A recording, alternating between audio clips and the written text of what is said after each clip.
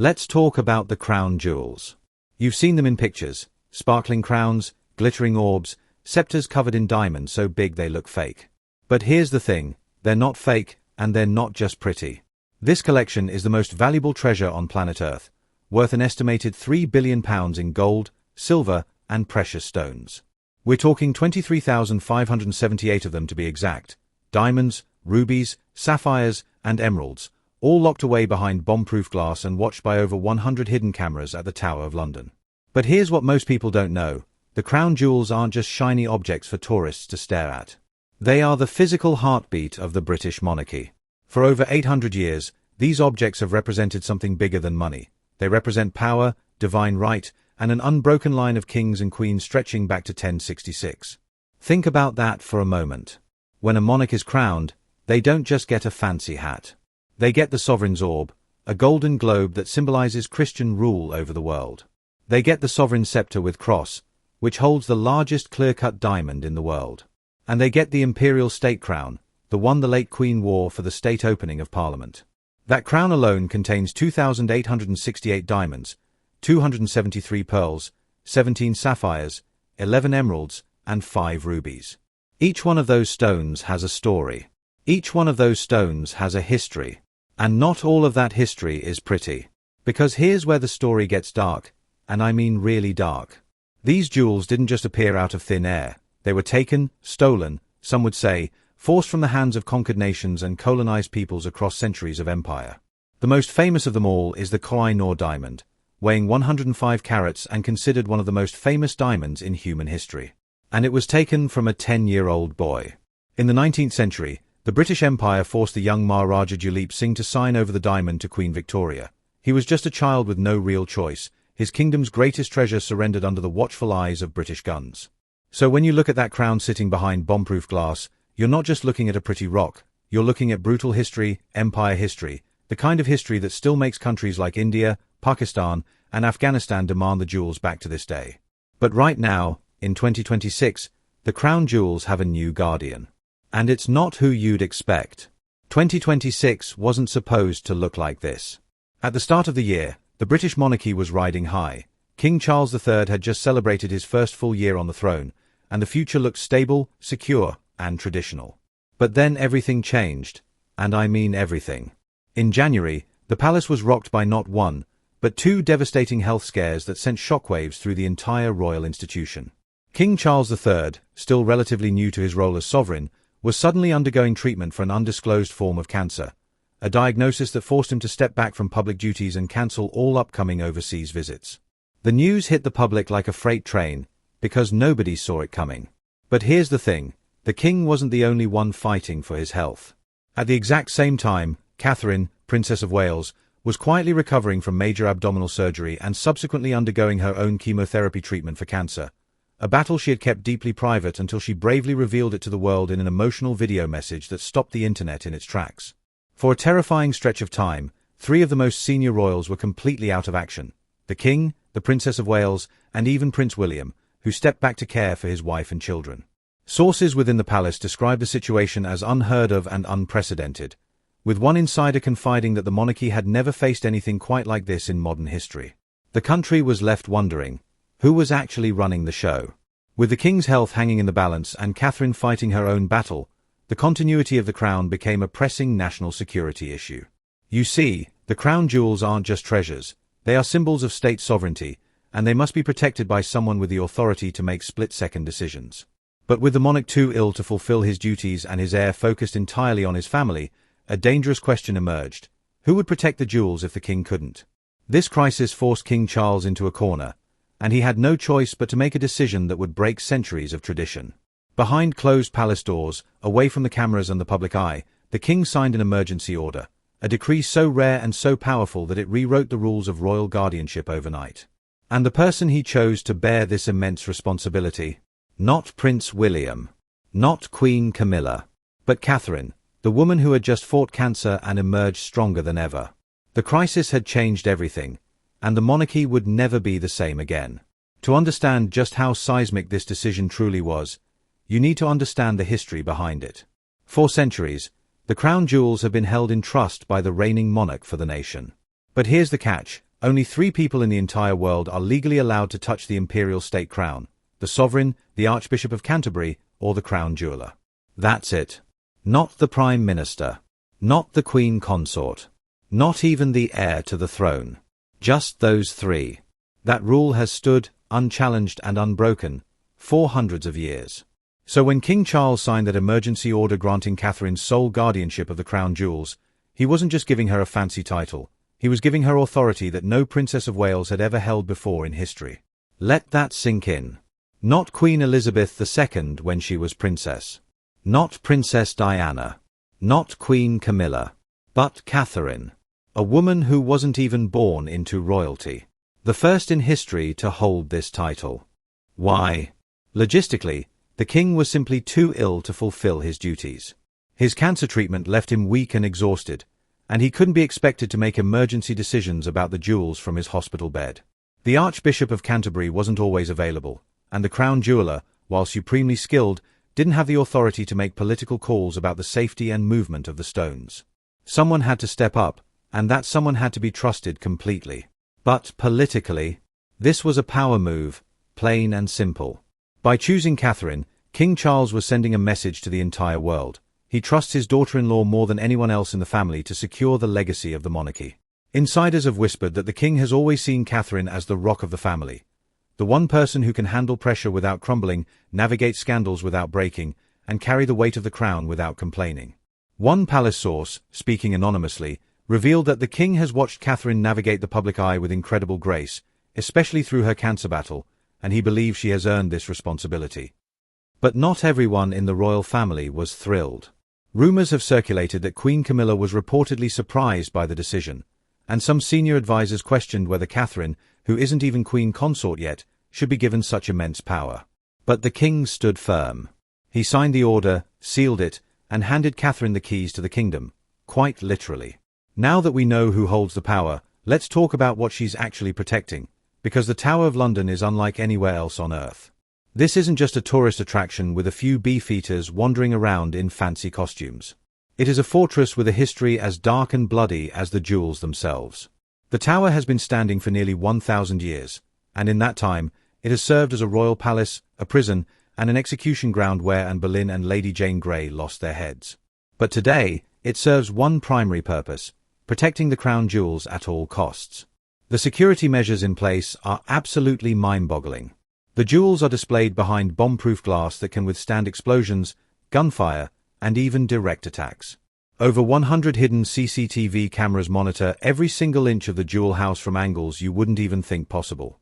A 22-strong tower guard made up of highly trained military personnel patrol the grounds day and night, ready to respond to any threat within seconds. And there are 38 yeoman warders, beefeaters, who actually live within the tower walls. These aren't just tour guides in fancy dress. They are retired military officers with years of combat experience who take their duty incredibly seriously.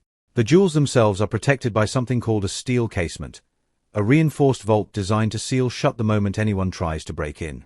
Some historians even claim the casement was engineered to electrocute any thief foolish enough to attempt a heist, though the palace has never officially confirmed those details. And the history of attempted theft makes it clear why all of this is necessary. The most famous attempt came in 1671, when an Irish adventurer named Colonel Blood almost pulled it off. He pretended to be a priest, befriended the elderly keeper, overpowered him, flattened the crown with a mallet, and stuffed it into his coat before being caught at the gates. A single old man guarding the most valuable treasure in the world. Today, things are very different. And Catherine now holds the authority to authorize the movement of these stones, a power that once required the direct personal permission of the reigning monarch. But this story isn't just about security or protocols. It's about destiny. Catherine's journey from a middle-class girl from Berkshire to the woman holding the keys to the kingdom is nothing short of extraordinary, and it reads like a modern fairy tale, except this one comes with crushing pressure, relentless scrutiny, and a weight that would break most people. She was born Catherine Middleton, the eldest of 3 children to a former flight dispatcher and a flight attendant who built a successful party supplies business. She didn't grow up in a palace. She grew up in a comfortable but ordinary home in the village of Bucklebury. She met Prince William at the University of St Andrews in Scotland, where they both studied art history, and the rest, as they say, is history. But her road to becoming Princess of Wales was far from smooth. She spent years in the spotlight enduring relentless media scrutiny, cruel nicknames like Waity Katie, and constant speculation about everything from her weight to her wedding dress. She never cracked. She never lashed out.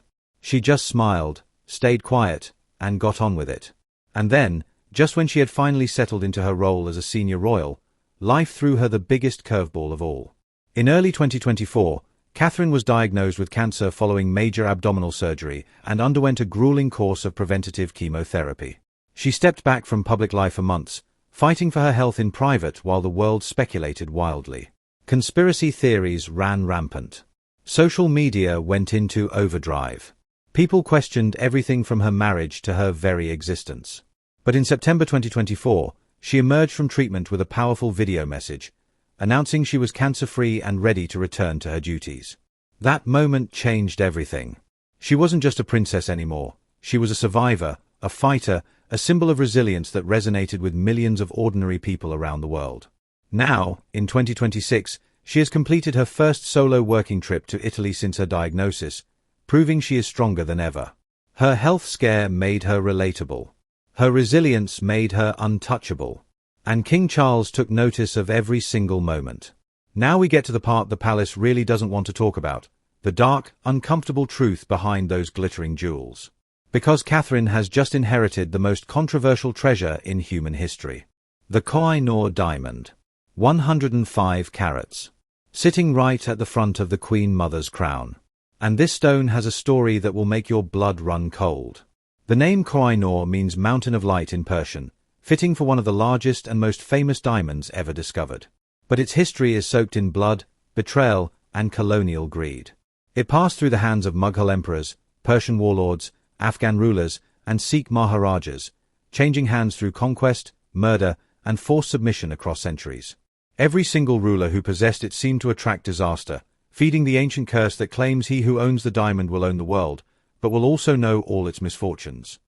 But the most controversial chapter came in the 19th century when the British East India Company obtained it. The diamond was surrendered to Queen Victoria by Maharaja Duleep Singh, a 10-year-old boy.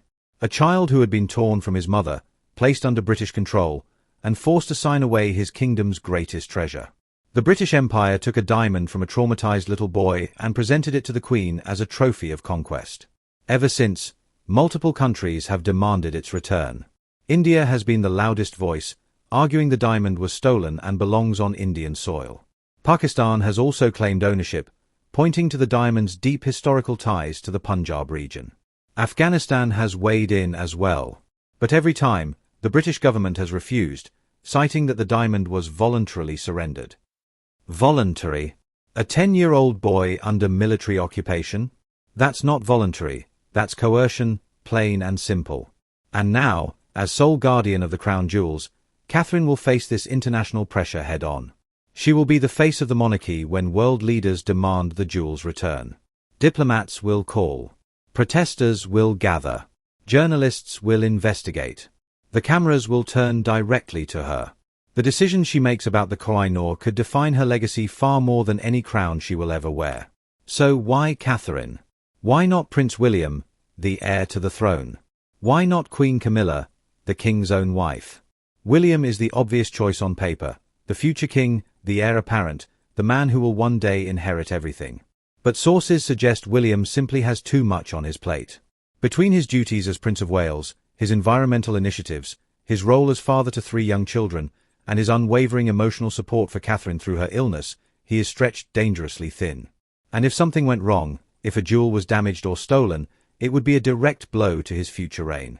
The king likely wanted to protect his heir from that political and security risk. Then there's Camilla. Trusted, experienced, by the king's side for decades. But Camilla has always been a polarizing figure, and handing her such immense power would have reignited old criticisms about her role in the monarchy.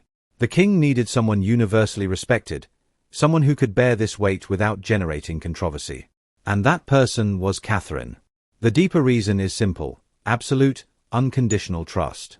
The king has watched Catherine for over 2 decades, through media storms, personal heartbreak, and a cancer battle that would have destroyed lesser people, and she never broke. One palace source revealed that the king has always viewed Catherine as the rock of the family, the person who keeps everyone grounded when things get chaotic. This wasn't just a logistical decision. It was a passing of the torch. A final act of trust from a king who knows his time may be limited. He's not just giving her jewels. He's handing her the power to protect the crown itself. So where does all of this leave us? Catherine now sits at the center of the monarchy's security apparatus, a role never officially given to a Princess of Wales in history. Not Queen Victoria. Not Queen Elizabeth II. Not Princess Diana. Nobody. Catherine is the first. By signing that emergency order, King Charles shattered centuries of precedent and placed the crown jewels, representing over 800 years of British history, in the hands of a woman who wasn't even born into royalty. And she has proven, time and again, that she can handle it. She navigated the brutal media spotlight without breaking. She fought cancer and emerged stronger. She raised 3 children while carrying out hundreds of royal engagements. She traveled the world as a diplomatic representative of the crown. And now she guards the most valuable treasure on earth. But this role carries a weight most people will never truly understand. The crown jewels aren't just treasures, they are symbols of empire, conquest, and colonialism. They represent a history of bloodshed and forced submission that the world has not forgotten and will not let go. Every time Catherine appears at a state occasion, every time she authorizes the movement of those jewels, she will be reminded of that history. India, Pakistan, and Afghanistan will continue demanding the return of what they consider stolen property. Activists will protest. The pressure will never stop. But Catherine has shown she doesn't crack under pressure. She is no longer just the future queen consort or the people's princess. She is the guardian of the crown, a title that carries immense power, immense responsibility, and immense risk. In 2026, the monarchy is in transition. King Charles is fighting for his health. Prince William is preparing for his future reign. And Catherine is holding it all together, protecting the jewels, protecting the legacy, and protecting the crown itself. Will the king recover fully and reclaim his role? Will William take the throne sooner than anyone expected? And what will Catherine's legacy look like when historians look back on this moment decades from now? One thing is certain, Catherine has written her name into the history books. And the world will never forget the day the Princess of Wales became the guardian of the crown.